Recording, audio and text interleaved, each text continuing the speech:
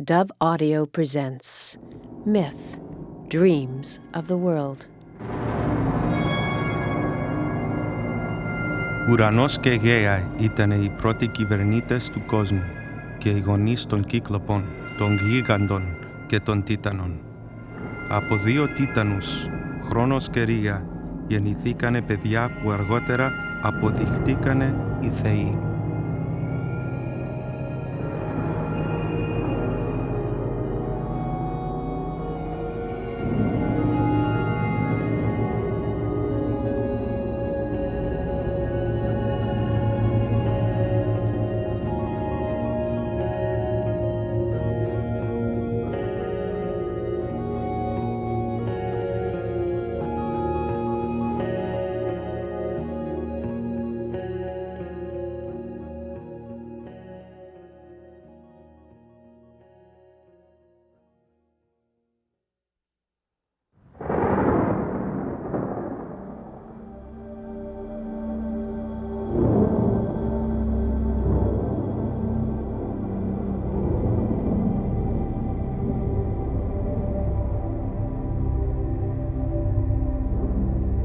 Zeus, most glorious, most great, God of the storm cloud, thou that dwellest in the heavens.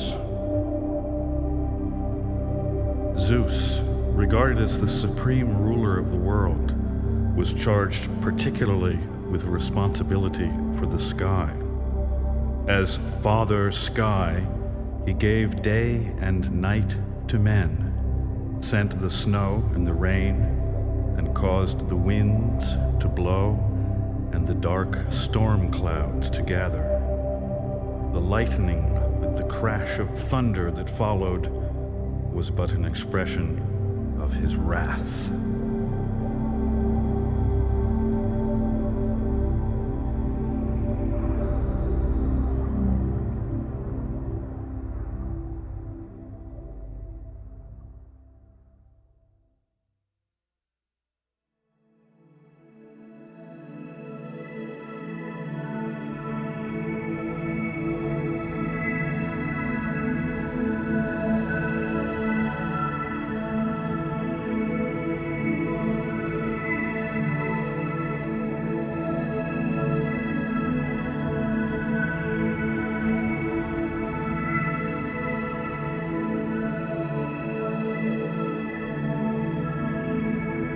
Hera was raised by her nurses, the seasons. From her mother she learned a goddess can become a snake, but that this is no defense against anything. Raped by the king of heaven, her brother, the act deprived her of all magical power except that of prophecy. And so on the day of her marriage to him, while accepting gifts from all the gods, she could look into the future and see a wedding night that would last 300 years. Zeus was a brutal husband and leader. His infidelities and sabotage routine, the constant beating down, wearing of a smooth trust, was how she became as he was.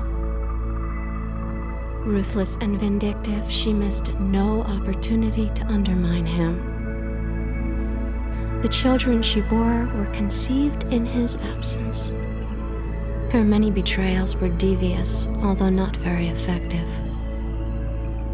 How hollow a consolation it was to be worshipped as a great goddess.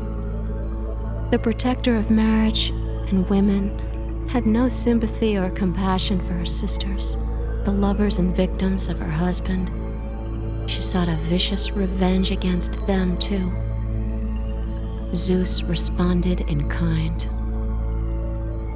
He hung her in the sky, weighted her arms and legs with stones so that all the other gods could only stand by and watch. And Hera understood the extent to which she was alone, with no one strong enough to help her. She became a captive of her own twisted thoughts, knew only false laughter, lined her eyes in black. And though she had been raised by the seasons, the scent of winter coming brought with it an unshakable dread.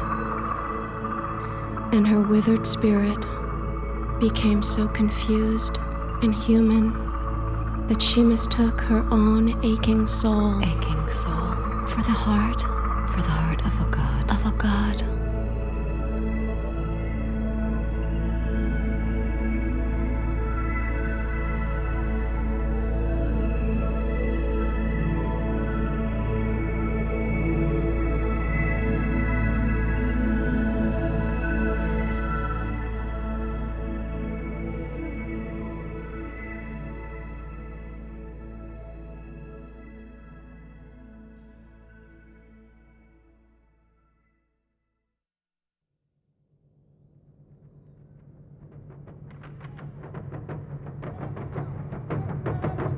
Hermes, son of Zeus, was eager and enthusiastic, the prince of storytellers, an eloquent orator, and a wonderful athlete. He had the reputation also of being very shrewd at a bargain, and not above telling a few white lies when the occasion seemed to demand it.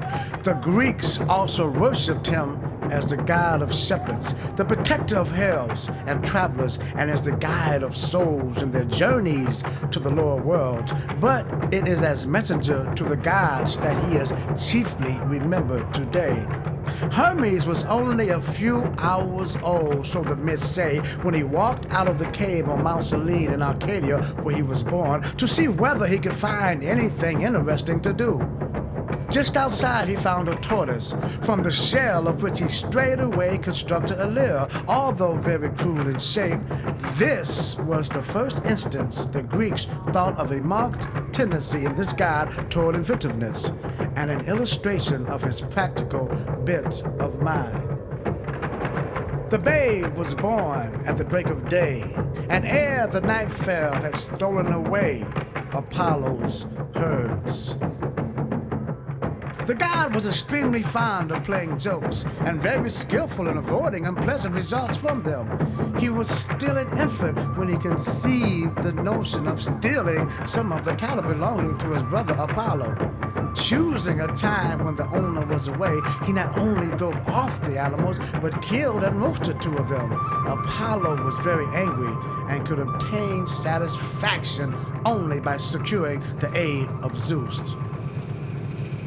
Zeus was once much attracted by a young woman named Io. To prevent further acquaintance between them, Hera had changed the girl into a white heifer and had placed a guard over it, a 100-eyed creature named Argus. No one had been able to set Io free until Hermes, at the suggestion of Zeus, succeeded in putting Argus to sleep, thus allowing the heifer to escape.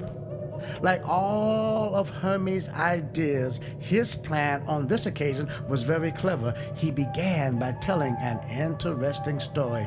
A second followed, and a third. Still, August was not tired, but begged for more, for the god's tales were always charming. Gradually, the accounts grew longer and less interesting. One by one, the 100 eyes began to close until August was sound asleep. It was easy enough to kill him then and free Io from so unpleasant a guard. In memory of the maiden whom Zeus loved, the innermost of the planets of the satellite Jupiter is called Io.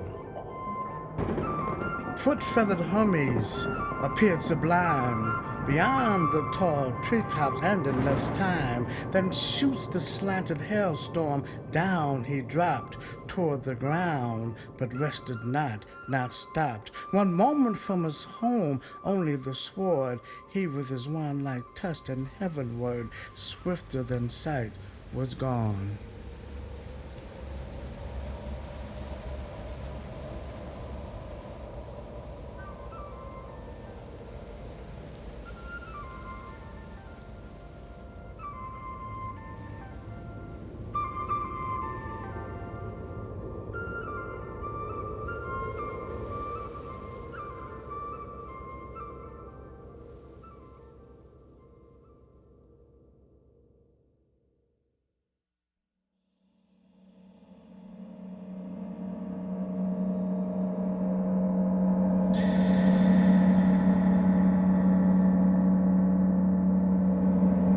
am Apollo, known as Shango by my African god family. I am the passion of life, pure fire burning through the soul of every living thing. I am the sun bright in my existence, so that I might provide light for your day, and you watch my radiance, are fascinated by the colors of my skin, the sensual movements of my body, the luscious lick of my tongue, the warmth of my touch, the excitement of my presence. I wake you up to another world, where frozen dreams and callous feelings break from the caves and sit at my feet. I am a living altar, rekindling my spirit again and again. From the light of the moon, she, goddess of all my secrets and lover of all my desires. Lust is a river we swim in naked together, until I tire and decide to fly to the sky in my sun chariot, in my sky ship, in my mind. I am Apollo to the Greeks, known as Shango by my African god family. I am the sun god. I can set you afire. I can set you free. I can heal your pain, change your winter to summer. Sunflowers reflect the warmth of my love, and sports inspire my flames. But I am revengeful. I am not to be taken for granted. In my arrogance, I walk into myself many times, then blame others for my mortal frustrations. I do not take rejection well. I have scorched the earth with my anger, then hid behind a rain cloud, ashamed of what I've done. I am Apollo, Shango, the god of the sun. Thunder is in my voice, lightning is in my hands. I live in the sky where spirits fly, singing songs and writing poems in praise of who I am.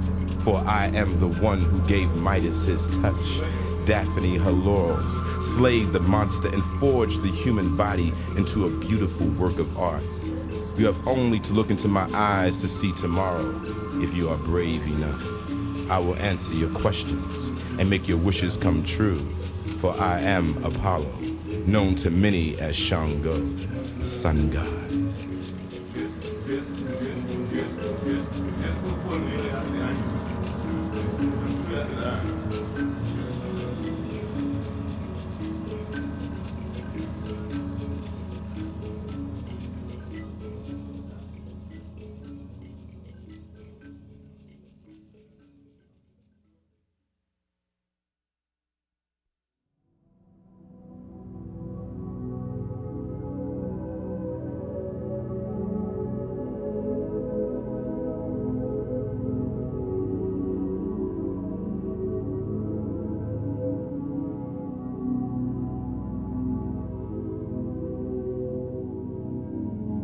Athena. I sing the glorious power with the azure eyes, Athenian, Pallas, timeless, chaste, and wise. From his awful head, whom Jove brought forth in warlike armor dressed, golden, all radiant. Many strange tales have come down to us about the birth of some particular god or goddess, but certainly none of them are more curious than that which is concerned with the birth of Athena. It is said that Zeus once felt a severe pain in his head, for which he was unable to account. Soon, however, the goddess Athena sprang forth, radiant in beauty and wearing the full armor of a warrior. On her head was a helmet, and in her hand a spear, which she shook in so warlike a fashion that all Olympus trembled with dread. It may have been due to the unusual circumstances of her birth that Zeus felt that the goddess was peculiarly his own, and accordingly honored her above all the other divinities. He even allowed her to wear his awful aegis, a kind of covering for the breast, with the head of Medusa in the center, which was so dreadful a sight to look upon that even the stoutest foe shrank from it in terror. Athena was a stately and beautiful goddess who possessed all the dignity and grace that befitted the patron divinity of the chief city of the Greeks. She represented the finest ideals of the Greek race: learning and wisdom, justice, righteous warfare, and all those qualities of men and nations which make for the development of civilization. The arts of peace especially were of her particular care. Through her, men were trained in handicrafts, agriculture was made to flourish, and the arts and letters were encouraged. It was no wonder, then, that the Greeks should have held her in the highest honor and should have erected for her on the summit of one of the hills of Athens a temple so beautiful that the world has never ceased to admire it. It is known as the Parthenon, and was so called because Athena was an unwedded goddess. Although Athena presided over the arts of peace, she was at the same time a goddess of war. Unlike Ares, however, she was associated with war only when it was waged for righteous ends, and even then, her interests were primarily concerned with the inventive power and skill which brings victory, rather than with the contests on the battlefield, in which strength and valor are the dominant factors in success. Athena's great gift to Greece was the olive tree, for it was by its cultivation that the people became prosperous.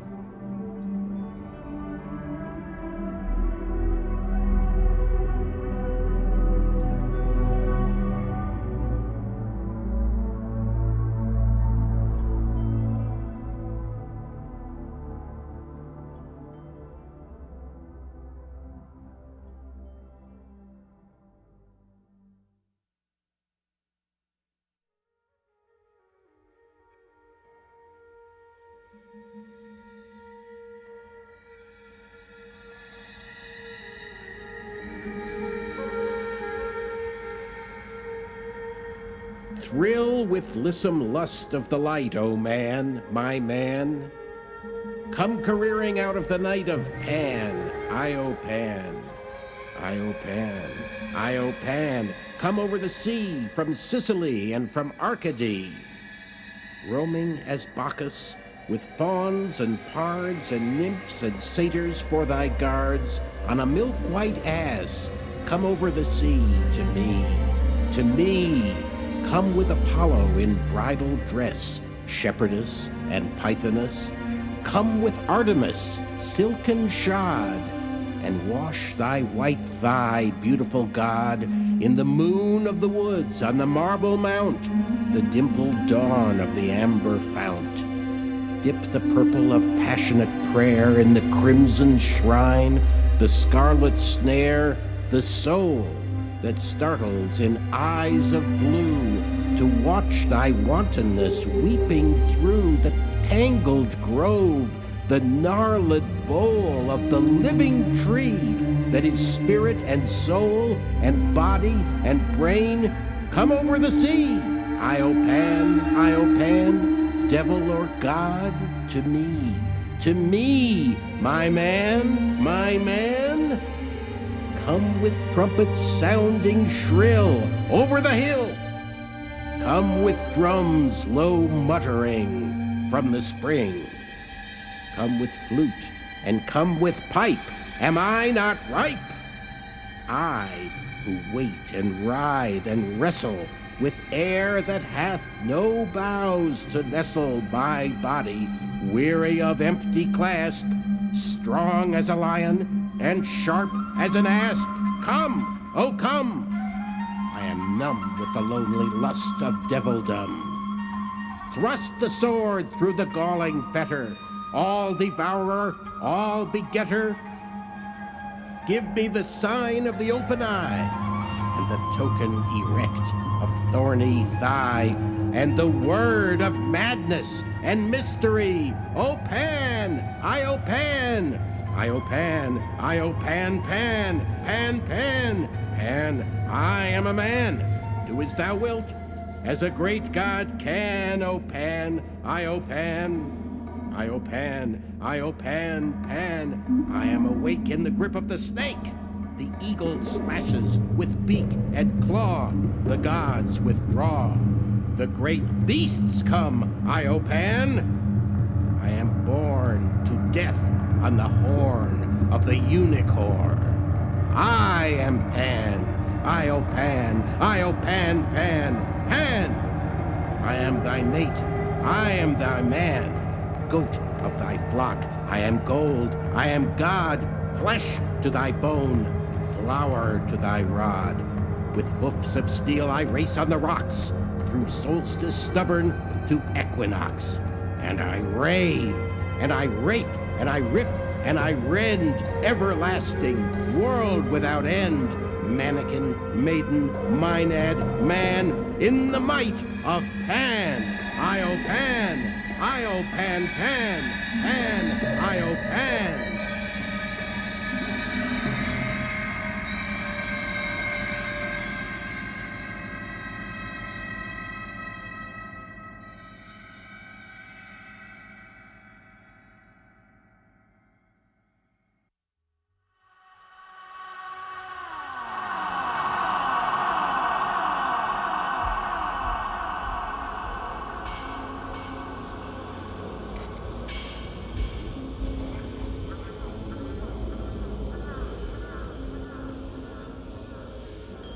The kingdom of the dead, that vast and mysterious region under the earth to which souls of men passed, was ruled by Hades, the stern god of death, who lived there with his young bride, Persephone.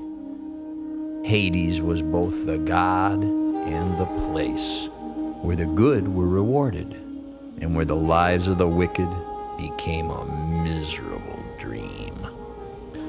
The realm of Hades knew no sun, except in the part called Elysium. The rest of it was wrapped in darkness, but not so much that people could not recognize one another and make their way about. There was always some light, but it was too faint to do more than relieve the blackness of night. Once in Hades, all who died were forced to appear before certain judges. Their deeds in the world above were reviewed, and sentence was passed upon them.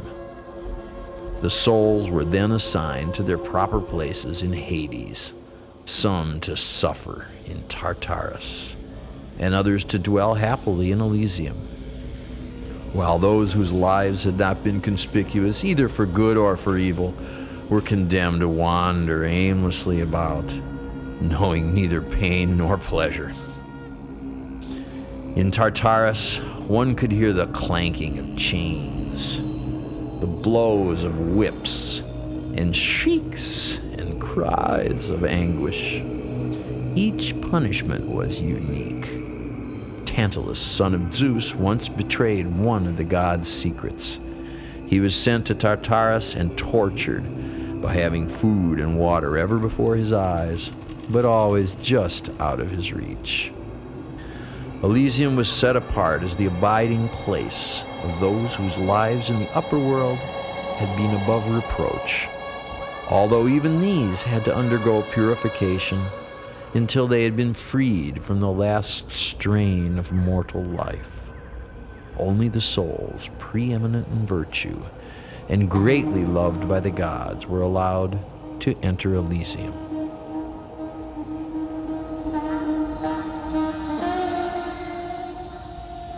By the streams that ever flow, by the fragrant winds that blow o'er the Elysian flowers, by those happy souls that dwell in yellow meads of asphodel or amaranthine bowers.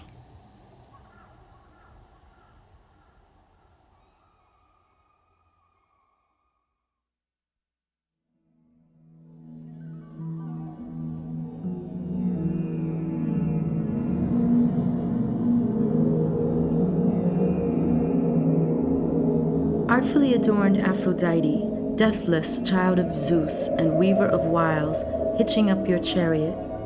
Lovely sparrows drew you quickly over the dark earth, whirling on fine beating wings from the heights of heaven down to the sky and instantly arrived.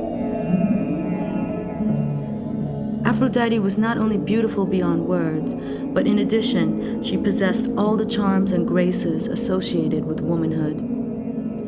Aphrodite is said to have sprung from the foam of the sea and was wafted first toward the island of Cythera and later to Cyprus, where she stepped out upon the shore in radiant light.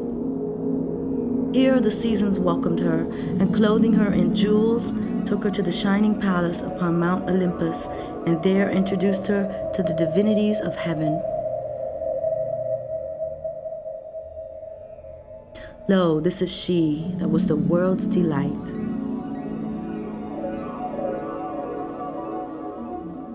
To the Greeks and Romans, Aphrodite symbolized love between men and women, and in the world of animals and nature, the force that reproduces life.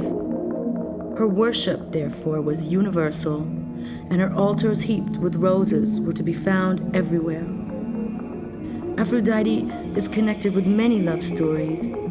She was kind-hearted and seldom failed to respond to a call for help when it came to her from a despairing lover. While Aphrodite had many lovers, none were more dear to her than a handsome young shepherd named Adonis. He came into combat with a wild boar. As Adonis lay dying on the ground, Aphrodite ran to help her expiring lover.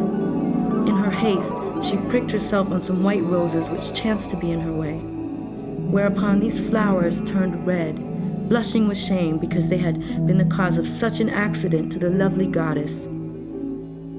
The death of Adonis brought such grief to Aphrodite that she would not allow the body to be taken from her arms until the gods promised that he might continue to live with her during the spring and summer, and that she might spend the other half of the year with him in the lower world. Spring was personified by this beautiful youth, whose life was short, and at whose departure all nature put on mourning and ceased to bear fruit, only to rejoice again when he returned to earth.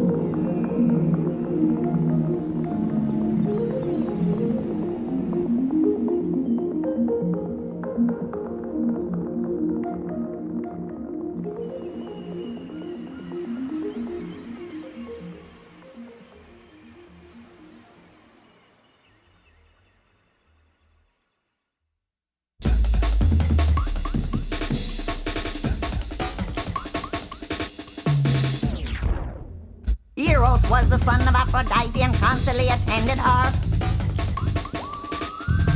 He always carried a bow and quiver of arrows, and being a very frolicsome boy, greatly enjoyed piercing the hearts of both gods and mortals with which he wished to inspire with love.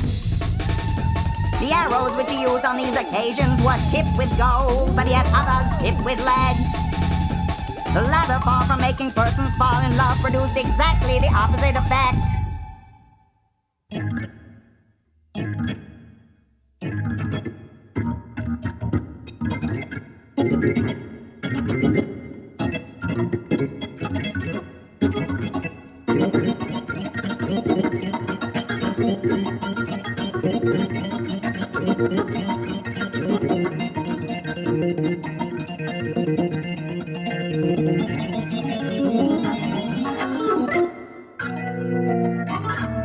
I am Vulcan, the god of metal, the son of Hera, the husband of Aphrodite, the most beautiful goddess of all.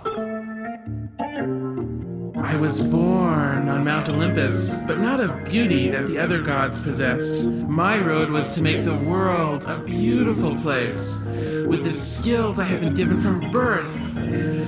But an argument I had with Zeus, my father, caused him to cast me from heaven.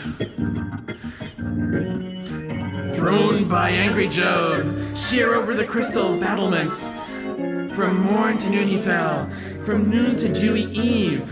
A summer's day, and with the setting sun, drooped from the zenith like a falling star on Lemons, the Aegean Isle.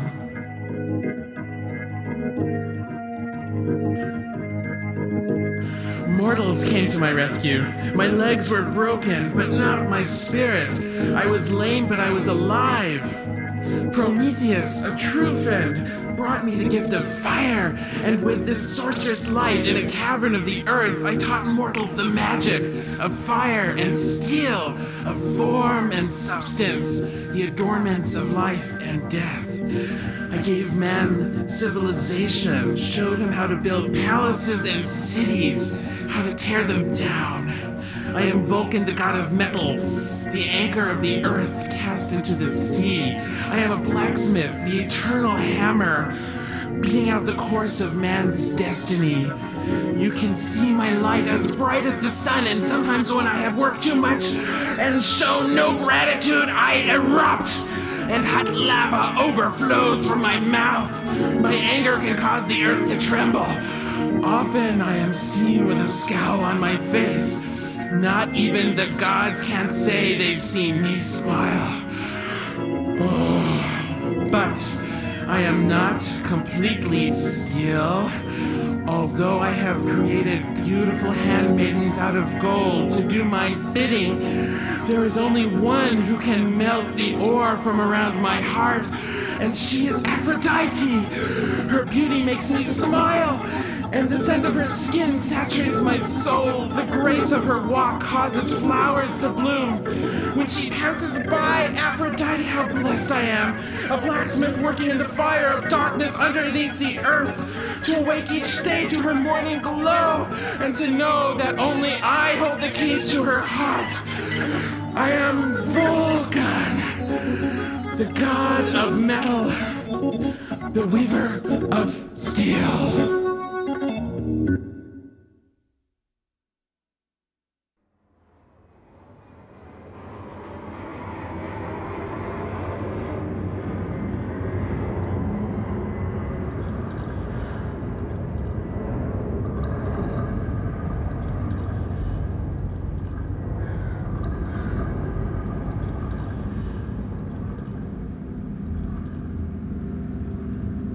Poseidon que Amphitrite. Oceans take our secrets, what we don't want to see or smell anymore. We feel anonymous, we feel clean when we throw our past away. It will wash, we think. It will sink. It will drift far from this shore. It will disappear. Maybe the fish will eat our words. Maybe lost or spurned loves will help deep-sea feathery green plants grow.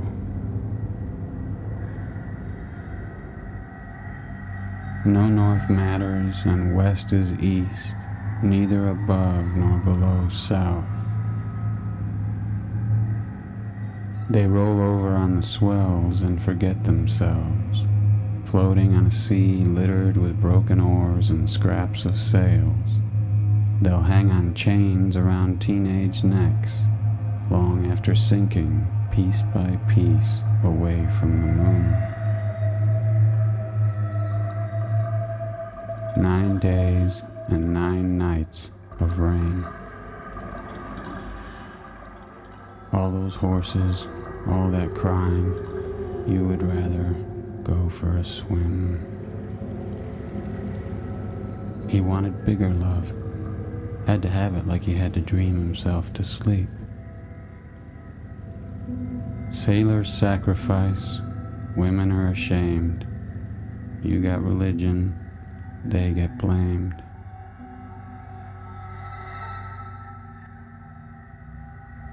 Take her name, eat her tongue. A piece of your face drifts by on the yellow tip of a wave in the dead of the afternoon. The same shark that came to shore yesterday rolls sickly like a tired drunk to avoid being eaten at low tide. He's not afraid of me. I'm thinking of you. So much gone from memory that I'm left with just your teeth.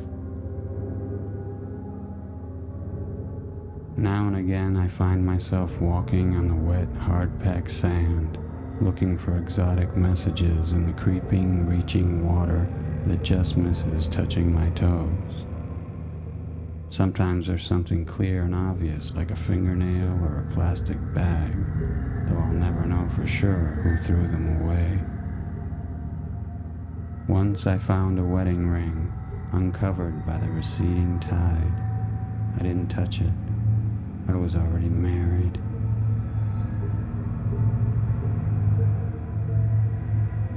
In the beginning, there was less than nothing. No black, no wind, no water.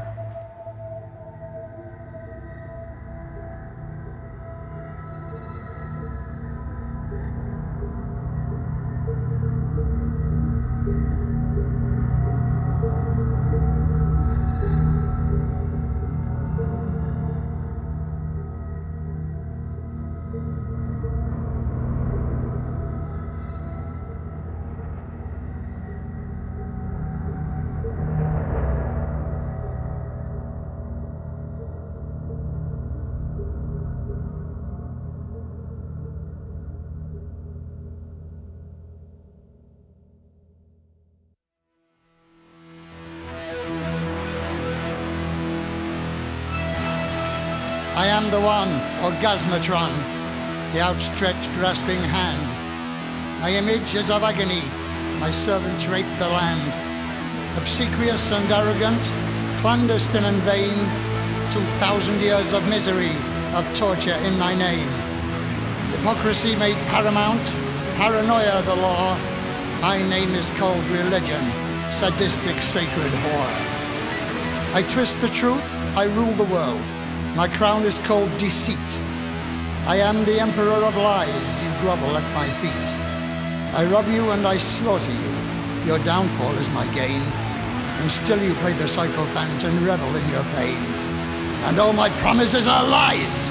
All my love is hate. I am the politician, and I decide your fate. I march before a martyred world, an army for the fight. I speak of great heroic days, of victory and might. I hold a banner drenched in blood. I urge you to be brave. I lead you to your destiny. I lead you to your grave. Your bones will build my palaces.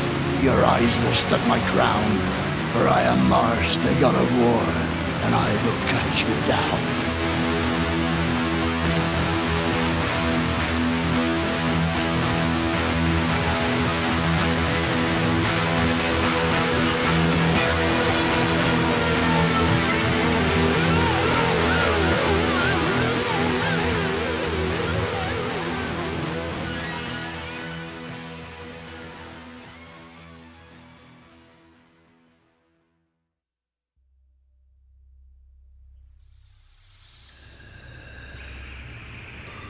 Artemis loved the wilds, and nothing gave her more pleasure than to roam through and over the mountains far from the haunts of man.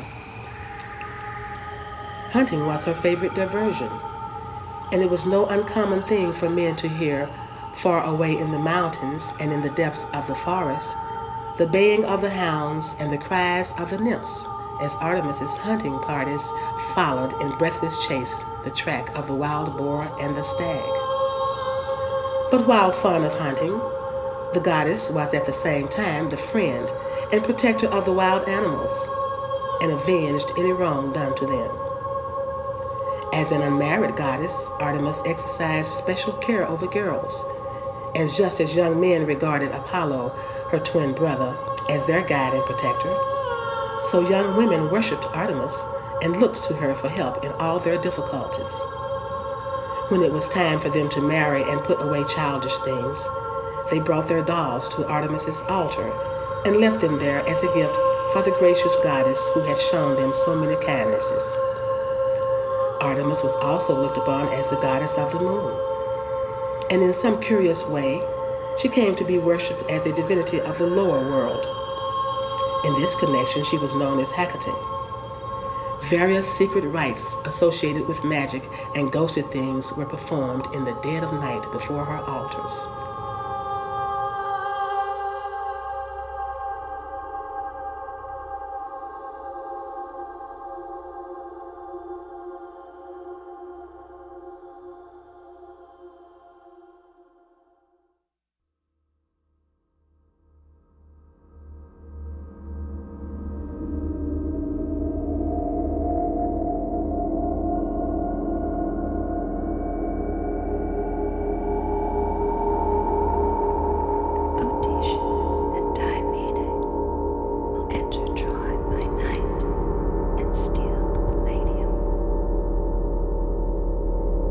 Locked away, wrapped in the fillets of a priestess, wailing like the mad woman, waiting for a nation to tip its ear to me.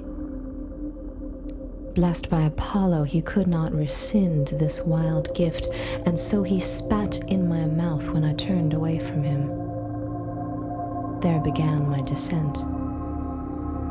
I am only a thin woman with a nightmare in my head and a choir of doom in my ears and visions. Visions. My black eyes see too far, this mouth so far from mute. My faint breaths are poisoned by storms, too rough for this world's magic. I am all about destiny. I am all about fate.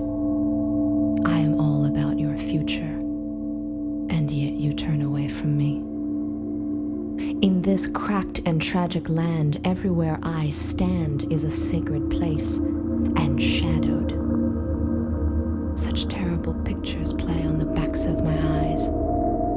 Do not turn away from me. You call in prophets and marvel in their little news while I am underground, and no audience stands or sits to hear me. And so I wrap the night around my shoulders. In my dreams, you are all busy dying. You are so pale when you die. Let me save you. My loves, you are all so devastating to look upon when I trawl your eyes and see your graves. I hear your little spines about to crack and know no Trojan hero shall live. It is so quiet in here. I can hear the blood of Troy, which will flood the streets. Swimming in such a deep sea, I look up from the cellar to see a starless room and know with an awful knowing of what will, what must come. I hear bells and horses, waves and wars. I see floors of blood and do not sleep. Your deaths are swimming over and over in the oceans of my mouth. Do not disappear me. There is no glory in this, no time for me to rise up in robes and call for you people, you sad and doomed people, to behold. Troy, how do you sleep? Clytemnestra, before you raise your hand to me, don't you wish to know how you will fall and who will take you down?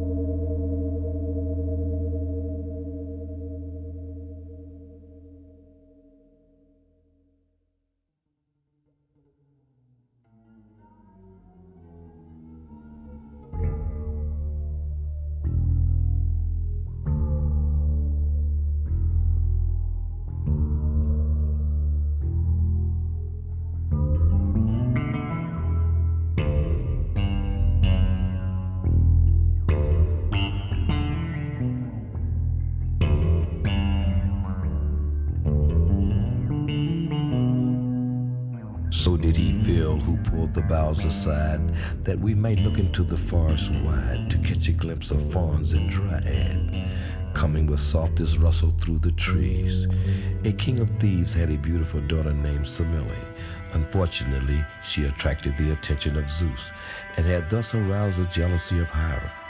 Semele, at the suggestion of Hera, asked Zeus to present himself in full splendor as king of heaven, equipped with his powerful thunderbolt.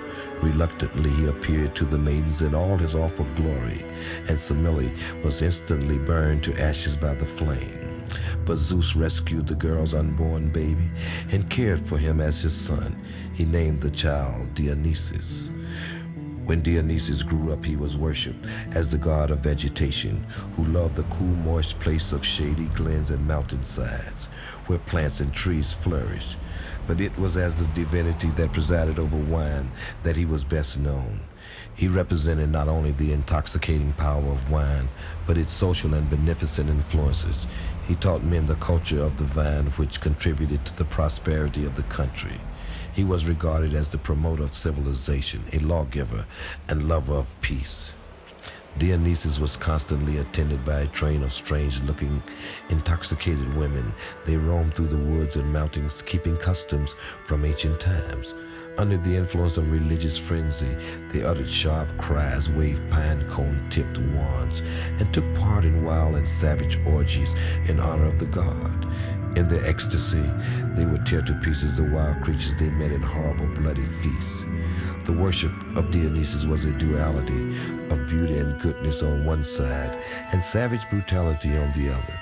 This god could be kind and beneficent, but he could also be cruel and drive men to madness. He is sometimes man's blessing, sometimes his tragedy.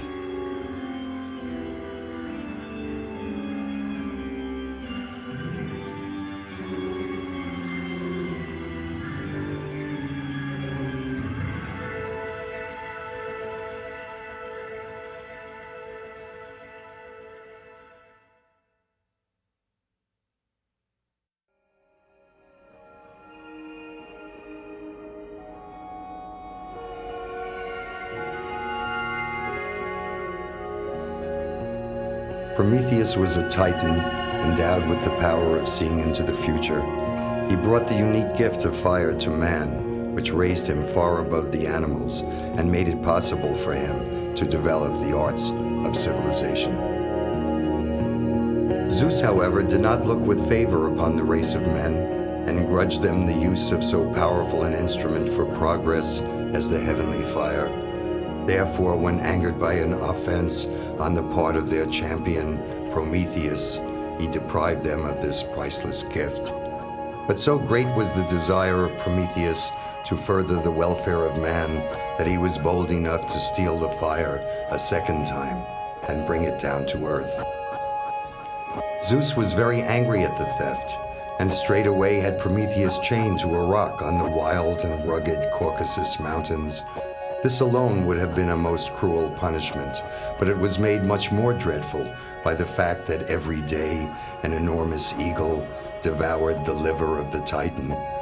In some strange way, this liver was renewed each night, so that the torture never ceased.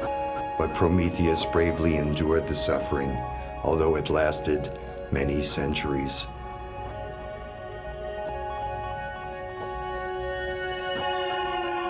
To suffer woes which hope thinks infinite, to forgive wrongs darker than death or night, to defy power which seems omnipotent, to love and bear, to hope till hope creates from its own wreck the thing it contemplates, neither to change, nor falter, nor repent. This, like thy glory, Titan, is to be good, great, and joyous, beautiful, and free. This alone, life, joy, empire, and victory.